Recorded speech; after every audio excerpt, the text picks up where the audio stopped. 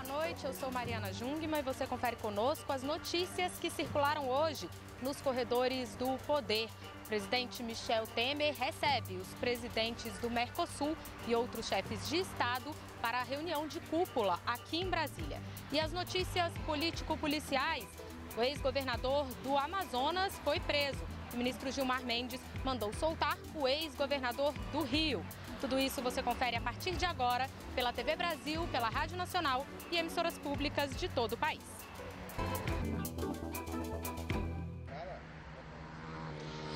Olha, hoje nós estamos falando aqui em Brasília, em frente ao Palácio do Itamaraty. Para quem está nos acompanhando pela TV Brasil em HD, está vendo então ao nosso fundo o Palácio do Itamaraty em Brasília, onde hoje o presidente Michel Temer recebeu chefes de Estado aqui da América do Sul, diversos chefes de Estado, para a reunião de cúpula do Mercosul, inclusive para passar ao presidente do Paraguai a presidência temporária do Mercosul. As informações sobre isso, tudo que foi dito nessa reunião de cúpula, quem tem pra gente é Daniele Popov, na redação da TV Brasil. Boa noite, Dani. Oi, Mariana. Boa noite para você, boa noite a todos. O Brasil deixou hoje a presidência pro tempore do Mercosul para o Paraguai. Em discurso durante a cúpula, Michel Temer afirmou que integração é obra permanentemente em construção no bloco, que países do Mercosul têm sido defensores da abertura e do diálogo. Temer lembrou que o bloco consolidou e ampliou a agenda de negociações. O presidente brasileiro também afirmou que o Mercosul progrediu nas negociações do Mercosul com a União Europeia e que serão iniciadas as negociações com Canadá e Coreia do Sul nos primeiros meses de 2018. Michel Temer citou a Venezuela durante o discurso, que foi suspensa do bloco no final do ano passado. Segundo Temer, o Brasil defende a democracia, o que não significa impor políticas, mas manter fidelidade aos compromissos que foram firmados há décadas no Mercosul. Defender a democracia significa, isto sim, manter fidelidade aos compromissos que assumimos no Mercosul ao longo de mais de 2 décadas.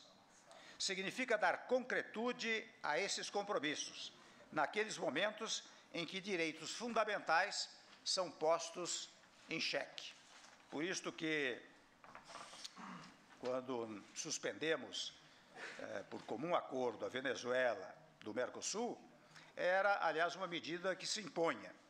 Estamos e continuaremos a estar ao lado da liberdade de expressão, da separação dos poderes, dos direitos humanos.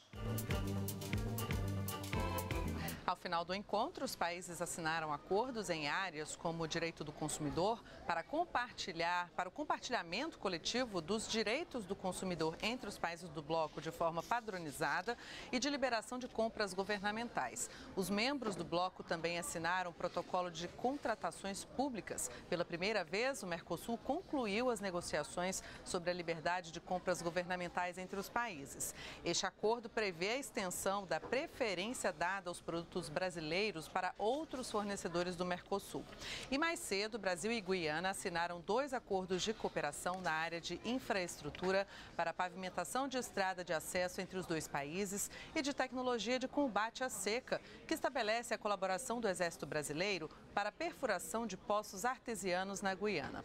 E o tema reforma da Previdência não ficou de fora da cúpula do Mercosul. O assunto foi lembrado pelo presidente Michel Temer, tanto durante a cúpula em si, quanto no almoço com os presidentes dos outros membros do bloco. Michel Temer citou a Argentina como exemplo por ter aprovado a reforma da Previdência com uma expressiva vitória. Mariana. Obrigada, Daniele Popov. Olha, a Daniele ressaltou aí pra gente, então, uma fala do presidente Michel Temer a respeito da Venezuela, da situação democrática lá, e hoje foi divulgada uma informação de que a Venezuela vai fechar o ano aí de 2017 com uma inflação de mais de 2.000%. As informações sobre isso, quem vai trazer pra gente é a Carolina Pimentel, lá na redação, junto com a Daniele, né? Boa noite, Carol. Boa noite, Mariana. Bem, essa estimativa aí foi feita pela oposição na Venezuela, né? E eles estimam que a economia do país vai terminar o ano com uma inflação acumulada de mais de 2.000%, cálculos feitos pelo parlamento local, que é de maioria opositora. A oposição também estima que o produto interno bruto do país caiu 34% nos últimos 4 anos. Bem, afastado das suas funções pelo Tribunal Supremo e pela Assembleia Nacional Constituinte, o parlamento é o único poder na Venezuela controlado pela oposição e também a única instituição que está publicando cifras da inflação e outros indicadores econômicos. Desde 2015, o governo venezuelano e o Banco Central não divulgam dados oficiais. E conforme os cálculos aí do parlamento, a Venezuela entrou em hiperinflação em novembro. E com esses índices, a Venezuela é o país com a maior inflação do mundo. A emissão descontrolada de dinheiro, destruição da indústria nacional e uma queda das importações que inclusive reduziram aí o fornecimento de bens, né, a disponibilidade de bens no mercado, são consideradas as causas dessa inflação elevada na Venezuela. A gente continua falando de América do Sul porque no Peru o Congresso iniciou um processo que pode levar ao impeachment do presidente. Mais informações na reportagem de Henrique Bolghi. O presidente do Peru, Pedro Pablo Kuczynski, disse hoje no Congresso peruano que o futuro da democracia vai sofrer se a oposição forçar uma saída dele da presidência. Ele negou veementemente as acusações de que teria recebido propina da empreiteira Odebrecht para favorecer a empresa quando ele era ministro. Se a moção for aprovada pela maioria do parlamento, Kuczynski pode deixar o poder depois de 1 ano e meio da presidência. A população está dividida sobre a destituição do presidente. Kuczynski tem tido dificuldades para governar desde a eleição. Seu partido de centro-direita tem poucas cadeiras no Congresso peruano. O partido que controla o parlamento, o Força Popular, quer remover Kuczynski com o argumento de que ele seria moralmente incapaz. O Força Popular é da direita populista, liderado por Keiko Fujimori, filha do ex-ditador Alberto Fujimori. Bem, Mariane, a gente lembra que o presidente do Peru está envolvido aí, né, correndo o risco aí de sair do poder. Ele é suspeito de envolvimento num escândalo de corrupção envolvendo a construtora brasileira Odebrecht. Mariana. Pois é, Carol, pode ter certeza que a gente vai continuar acompanhando os desdobramentos dessa importante sessão lá no Peru hoje e vai continuar trazendo as informações aqui nos Corredores do Poder. Mas a gente volta a falar de Brasil e das informações locais, a gente vai a São Paulo falar com Luana Ibelli, porque Luana, aí a Prefeitura já bolou aí um plano para reformar também a Previdência do município, né? Isso aí, Mariana. A Prefeitura de São Paulo protocolou nesta semana aqui na Câmara Municipal o projeto de lei que pretende sanar as contas do município relacionadas à Previdência em até 28 anos. O texto propõe um aumento da contribuição para todos os servidores, além de um sistema de previdência complementar. Para esse sistema de previdência complementar, a proposta é que a adesão a ele seja automática para funcionários admitidos depois da aprovação do projeto e com salário acima do teto da aposentadoria do INSS, que é de R$ 5.531,31. Atualmente, 70 mil servidores da Prefeitura de São Paulo recebem acima desse valor.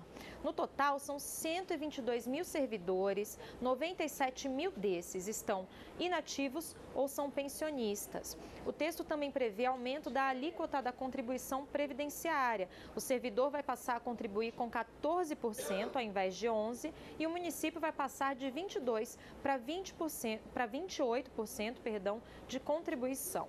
A previsão é que o déficit previdenciário do município ultrapasse os 20 bilhões em 2025. Em 2017, esse déficit vai ser de 4 bilhões e 700 milhões de reais. Mariana.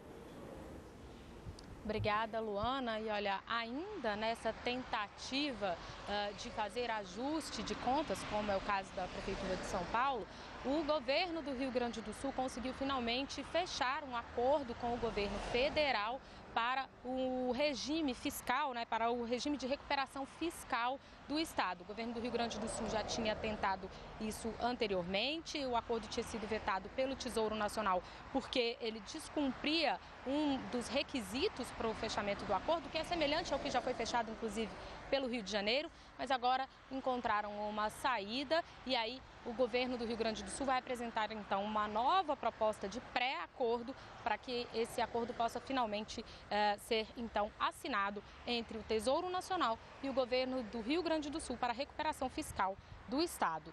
A gente segue falando no noticiário novamente com a Daniele Popov, lá na TV Brasil, né, Dani? Porque hoje o presidente Michel Temer também participou de um evento aí na Petrobras sobre o plano de negócios da empresa e falou sobre a Petrobras, né? Na verdade, o evento foi no Palácio do Planalto, mas com a presença do presidente da Petrobras, Pedro Parente, que apresentou o plano de negócios para a empresa para o período aí de 2018 a 2022. Devem ser investidos 74 bilhões e meio de dólares, sendo 81% deste valor para a área de exploração e produção. Nas demais áreas de negócios, os investimentos destinam-se basicamente à manutenção das operações e a projetos relacionados ao escoamento da produção de petróleo e gás natural.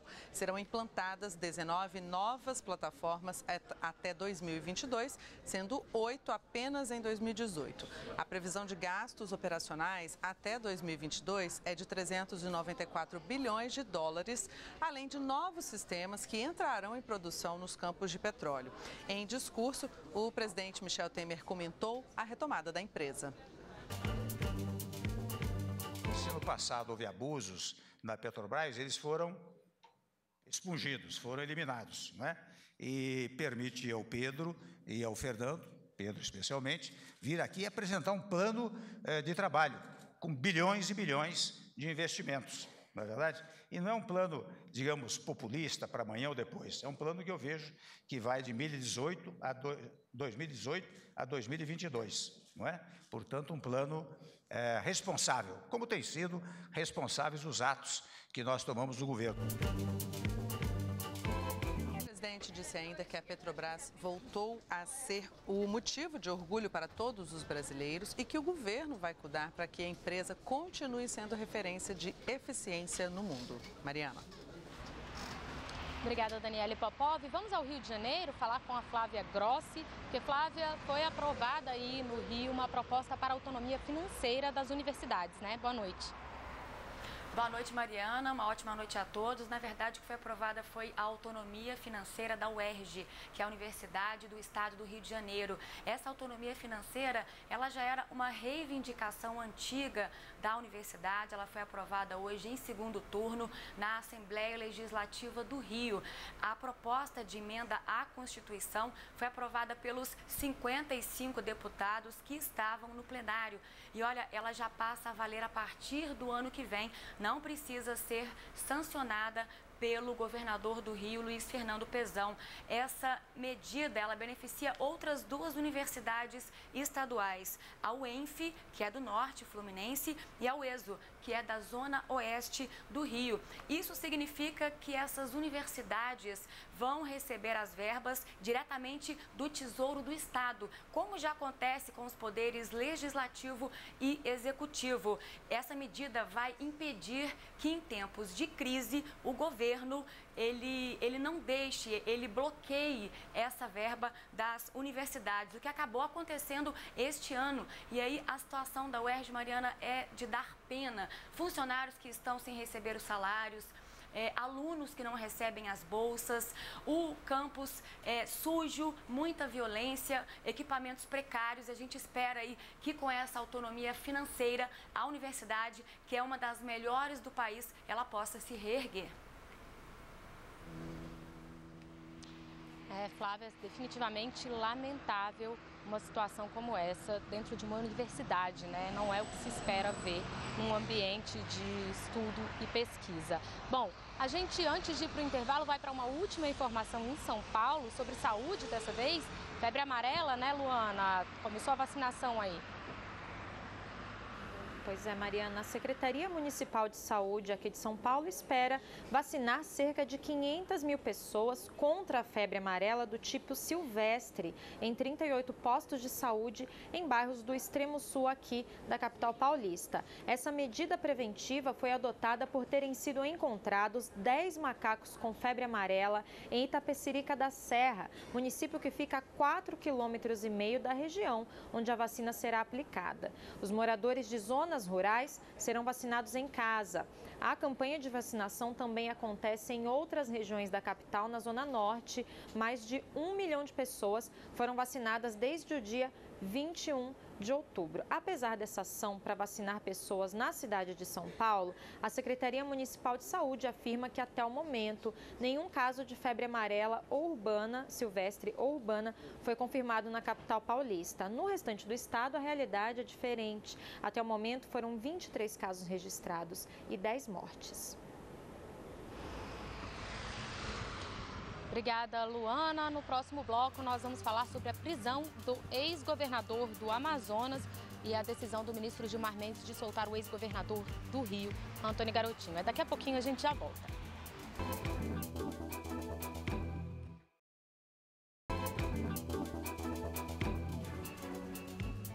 Olá, eu sou Mariana Jungmann e nós estamos de volta com as notícias que circularam hoje nos corredores do poder. A gente começa este segundo bloco falando novamente com a Jéssica Gonçalves nos estúdios da Rádio Nacional. Porque, Jéssica, o ex-governador do Amazonas foi preso hoje. A equipe da Rádio Nacional da Amazônia acompanhou esse assunto, né? É sim, Mário, o ex-governador do Amazonas, José Melo, do PROS, foi preso nesta quinta-feira. Ele é acusado de receber dinheiro de esquema que desviava recursos públicos da saúde. A prisão é temporária. Eleito governador do Amazonas em 2014, José Melo teve o mandato cassado este ano por compra de votos. A Operação Estado de Emergência foi realizada pela Controladoria Geral da União e pela Polícia Federal. A ação é um desdobramento da terceira fase da Operação Maus Caminhos, iniciada em 2016. Entre os elementos que comprovam a participação do ex-governador estão a troca de mensagens entre ele e o médico Muhammad Mustafa, considerado chefe do esquema e preso na primeira fase da operação. De acordo com o Ministério Público Federal, uma nota técnica da CGU aponta indícios de que o aumento do patrimônio pessoal do ex-governador é incompatível com o quanto ele ganhava na época. No período, José Melo comprou um imóvel avaliado em cerca de 7 milhões de reais, além de ter reformado o sítio dele. Melo foi preso justamente nesse sítio, que fica na região metropolitana de Manaus. A polícia também fez buscas na casa do político na capital. Empresas da esposa de José Melo também foram alvos das buscas. E entre os itens apreendidos estão veículos e 90 mil reais em dinheiro. A reportagem da Rádio Nacional da Amazônia não conseguiu contato com a defesa do ex-governador. Eu volto com você, Mariana.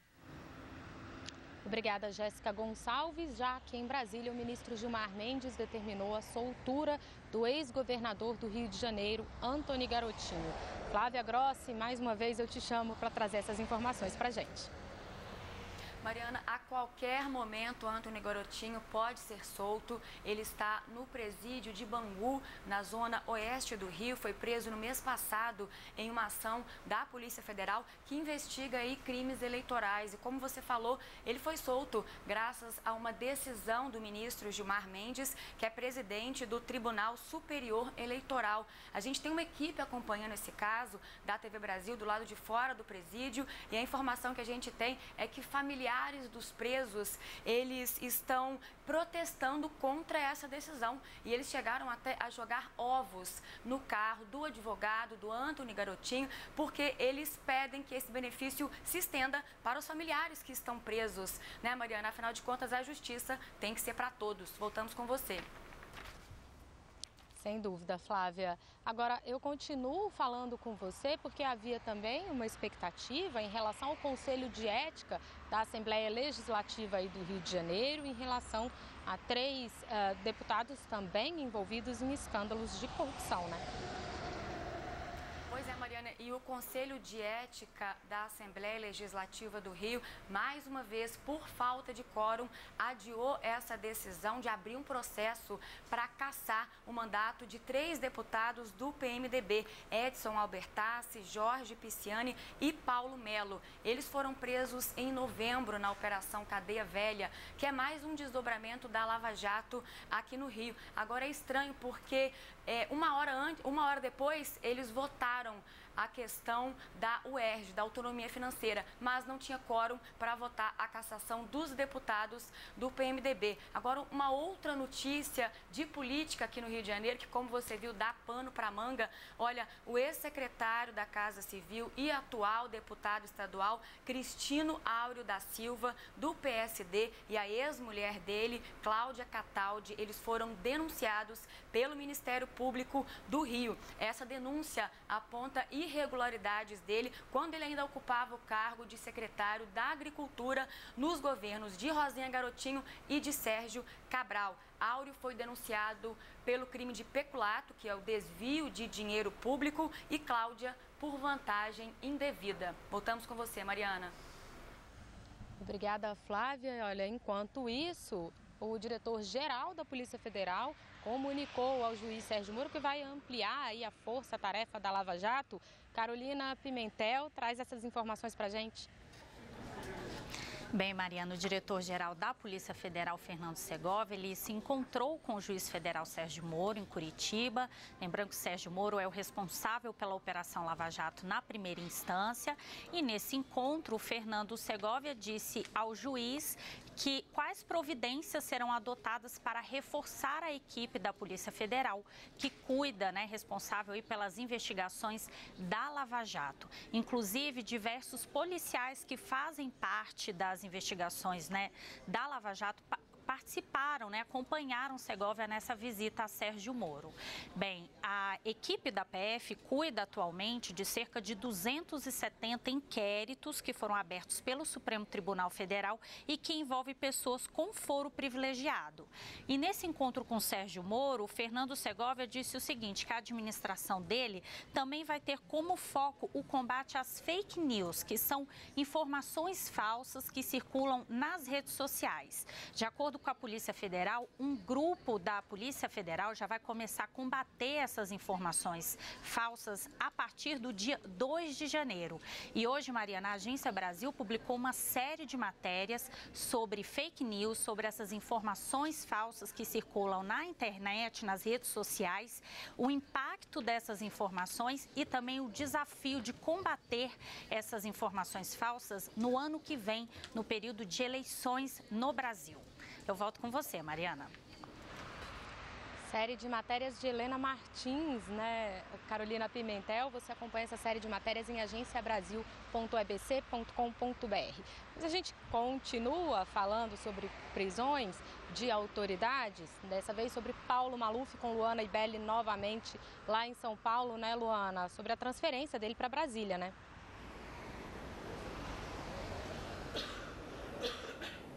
Isso aí, Mariana. Olha só, a última notícia que a gente teve é que a ministra Carmen Lúcia, presidente do Supremo Tribunal Federal, negou o recurso pedido ontem pela defesa do Maluf para suspender a prisão dele. Então, esse pedido foi negado ontem e hoje a nossa equipe esse pedido foi negado hoje. A nossa equipe de reportagem acompanhou durante todo o dia a situação do Maluf aqui na Polícia Federal de São Paulo e agora há pouco, no fim da tarde, os advogados dele deram entrevista informando que ele deve ir para Brasília só amanhã ou depois. O Maluf se entregou ontem na sede da Polícia Federal aqui em São Paulo depois de receber o mandado de prisão expedido pelo ministro do Supremo Tribunal Federal, Edson Fachin. Ontem a defesa do Maluf entrou com esse recurso também para pedir a suspensão da prisão e caso isso não fosse possível, eles já pediram aí o recurso para que a pena de 7 anos e 9 meses seja cumprida em regime de prisão domiciliar ao invés do regime fechado. né? O Maluf mora aqui em São Paulo e a justificativa para a prisão domiciliar é a idade avançada dele, ele tem 86 anos e também de problemas de saúde. Hoje, o juiz Bruno Aiello Macacari, da Vara de Execuções Penais do Distrito Federal, enviou um ofício para a Polícia Federal pedindo a transferência imediata do Maluf para Brasília. Ele já tinha feito esse pedido ontem e hoje reforçou com esse ofício. E aí ele pediu também uma perícia médica oficial para avaliar se o Maluf tem condições de ficar na penitenciária da Papuda. Só depois disso ele deve avaliar esse pedido de prisão domiciliar. Bom, o deputado Paulo Maluf é acusado de receber propina de contratos públicos com empreiteiras entre os anos de 93 e 96, quando ele foi prefeito aqui da cidade de São Paulo. Ele foi condenado definitivamente por lavagem de dinheiro e, além dessa prisão, a sentença determina que ele perca o mandato parlamentar. Mariana. Obrigada, Luana. E aí a gente lembra que para ele perder o mandato parlamentar, o presidente da Câmara dos Deputados, Rodrigo Maia, já avisou que é necessário que ele passe por um processo. Essa perda de mandato não é automática. A gente volta a falar com a Carolina Pimentel, porque, Carol, a Força Nacional de Segurança vai ser reforçada no Rio Grande do Norte, né?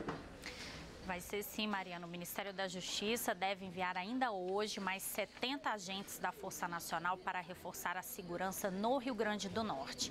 Os policiais eles vão auxiliar o governo local na segurança nas ruas e também nos presídios.